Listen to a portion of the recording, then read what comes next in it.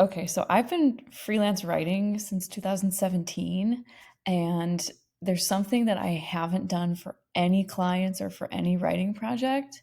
Um, and I just thought of it recently, but I think that this particular thing is actually something that every writer should do just to make sure that your work is credited back to you, even down the road and even when your work kind of gets into the environment of your client's brand. So let's talk about it. So, what I'm talking about is whatever type of documents that you send to your client, whether it's a copywriting document or, obviously the Word document that you write your SEO content for. Usually what I've done for the past 7 years was just not really put any note that I wrote this. So, because obviously I write the content or the copywriting and then it becomes the property of my client.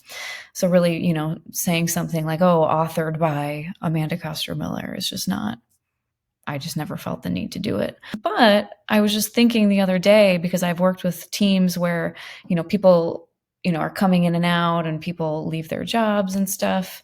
But I want them to, as much as possible and whenever possible, remember my name, remember the work I did with them at whatever company. And then maybe in their next job, they might be like, oh, I worked with this writer. What was her name? Oh, yeah.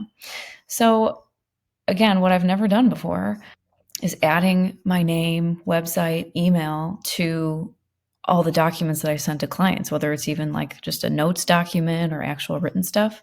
So it could be just something as simple as putting your name, maybe your title, copywriter plus SEO content marketing writer, website, and then email. I mean,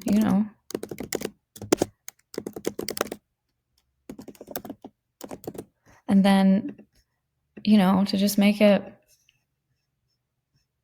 just a little bit more visually appealing without being too crazy, just have that there and make sure that shows up on all the pages.